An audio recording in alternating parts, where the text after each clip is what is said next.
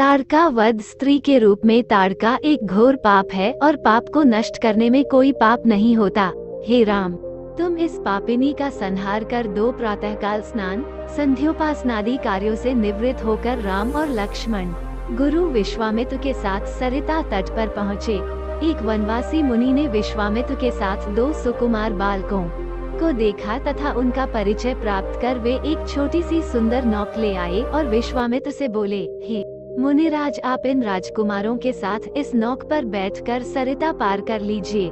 विश्वामित्र जी ने उस मुनि को धन्यवाद दिया और राम तथा लक्ष्मण के साथ नौक पर सवार हो गए। इस प्रकार वे सागर से मिलन की आतुरता में कलकलनाद के साथ दौड़ती जा रही उस नदी को पार कर गए। नदी के उस पार एक भयानक वन था। उस वन को देखकर राम बोले, गुरुदेव, यह वन तो बड़ा भयंकर है। सभी ओर से सिंह, व्याघ्र आदि हिंसक पशुओं के दहाड़ने और हाथियों की चिंघाड़ने की ध्वनि आ रही है। जंगली सुआ, भालू, वन भैंसे आदि वन्य प्राणी भ्रमण करते दृष्टिगत हो रहे हैं। वृक्षों की सघनता के कारण सूर्य का प्रकाश इस वन के भीतर घुसने का साहस नहीं कर पा रहा है और इस कारणवश चारों ओर अंधकार हो रहा है।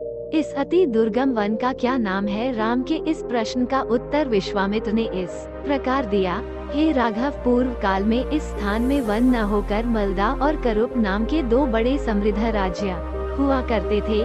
दोनों ही राज्य ऊंची ऊंची अट्टालिकाओं, वीथिकाओं तथा सुंदर पथों से सुशोभित थे तथा धन, धान्य और समृद्धि से परिपूर्ण थे। दूर दूर के व्यापारी यहाँ पर व्यापार करने आया करते थे। किंतु ताड़का नामक एक यक्ष कन्या ने उन दोनों राज्यों का विनाश कर दिया। ऋषि विश्वामित्र ने आगे बताया, ताड़ कोई साधारण स्त्री न होकर सुंद नाम के राक्षस की पत्नी और मारीच नामक राक्षस की माता है। उसके शरीर में 1000 हाथियों के बराबर बल है और वो अत्यंत पराक्रमी और शक्तिशाली है। इस प्रदेश को नष्ट करने के पश्चात ताड़का ने अपने पुत्र मारीच के साथ मिलकर यहाँ के समस्त निवासियों को मारकर खा डाला। अब उनके भय यहाँ 2-2 कोस दूर तक किसी मनुष्य की परछाई भी दिखाई नहीं देती। भूलवश यदि कोई यहाँ आ भी जीवित नहीं लौट पाता। उसी ताड़का का संहार करने के लिए ही मैं तुम्हें यहाँ लाया हूँ। राम ने से पूछा, देव, स्त्रियां तो कोमल और दुर्बल होती हैं, फिर ताड़का में 1000 हाथियों का बल कैसे आ गया?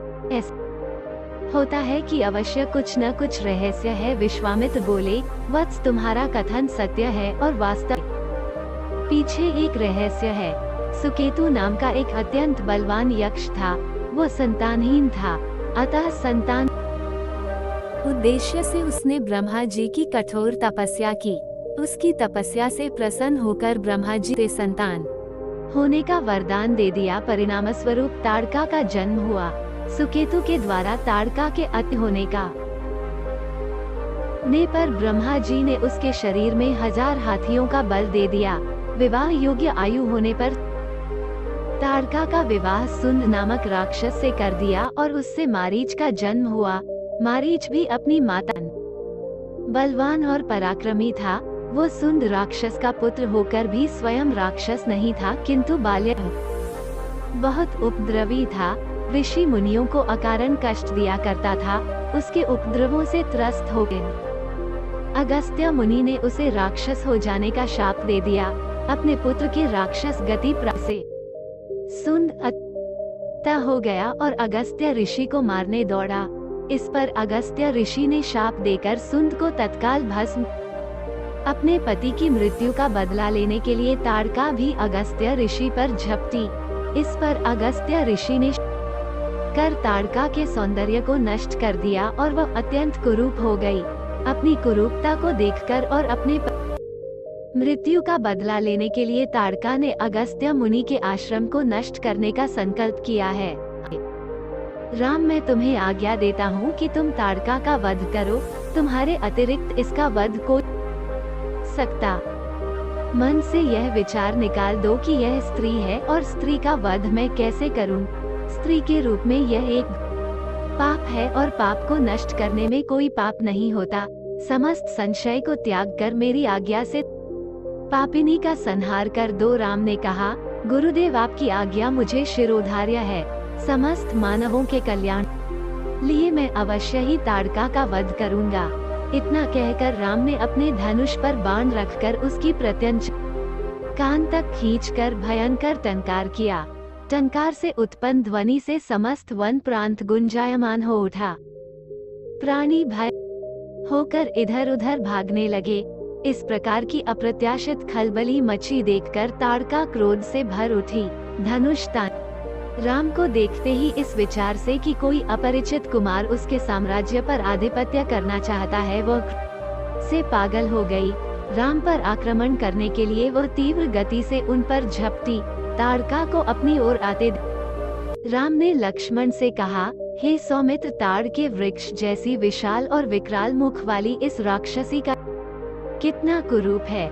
इसकी मुख मुद्रा देखकर ही प्रतीत होता है कि यह बड़ी हिंसक है और निरीह प्री हत्या। उनका रक्तपान करने में इसे बहुत आनंद आता होगा।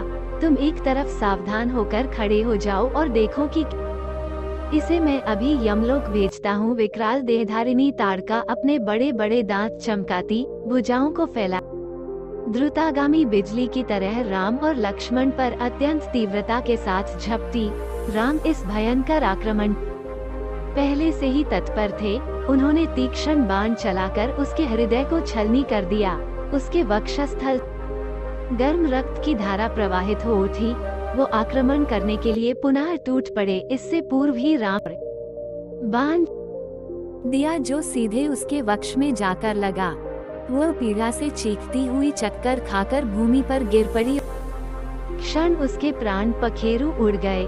राम के इस रण कौशल और ताड़का की मृत्यु से ऋषि विश्वामित्र प्रसन्न हुए।